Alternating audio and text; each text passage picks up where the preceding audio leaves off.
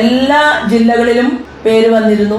പക്ഷേ നിങ്ങൾക്ക് ശരിക്കും സന്തോഷിക്കാം. കാരണം ഞാനല്ല ആവശ്യപ്പെട്ടത്, അത് എല്ലാവരും അങ്ങനെ വിചാരിച്ചിരിക്കുകയാണ്. പാലക്കാട് എന്ന് പറയുന്ന ഒരു നിയോജക മണ്ഡലമുണ്ടെന്നും ആ നിയോജക മണ്ഡലത്തില് 2ാം സ്ഥാനത്ത് 2 പേര് വന്നു. അതിലൊരാള് ശോഭയാണ് എന്ന് കണ്ടുപിടിച്ചത് നമ്മുടെ പ്രിയപ്പെട്ട ഹോം മിനിസ്റ്റർ അമിത്ഷാജിയാണ്. അപ്പൊ അമിത്ഷാജി പറഞ്ഞു, പെട്ടിയും കിടക്കൊക്കെ പാക്ക് ചെയ്തോളൂ. സുരേന്ദ്രനെ എന്നെയും വിളിച്ചു മുറിയിലേക്ക്. ഞങ്ങൾ 2ആളും പോയി. ആദ്യം സുരേന്ദ്രനെ അകത്തിരുത്തി. തിരിച്ചു വന്നപ്പോ ആളോട് ഞാൻ ചോദിച്ചു, എന്താ പറഞ്ഞത്? അപ്പൊ ആള് പറഞ്ഞു, തിരുവനന്തപുരത്തുനിന്ന് സ്ഥലം വിട്ടോളാൻ പറഞ്ഞു. എവിടേക്ക്?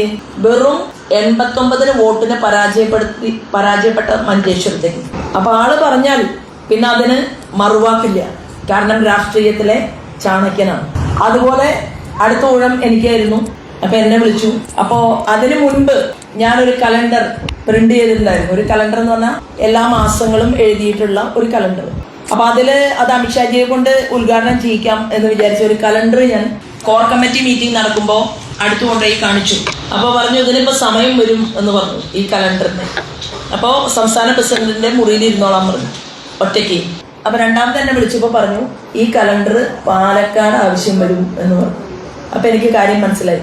അപ്പൊ കലണ്ടറൊക്കെ പെട്ടിയിൽ കൊണ്ടുവന്നുണ്ട്. അപ്പൊ കലണ്ടറിൽ ഞാനും അമിത്ഷാജിയും ഞാനും മോദിജിയും അങ്ങനെയുള്ള ആളുകളൊക്കെ നിൽക്കുന്ന ഒരു ഫോട്ടോ ആണ് ആ കലണ്ടറിൽ നമ്മൾ പ്രിന്റ് ചെയ്തിട്ടുള്ളത്.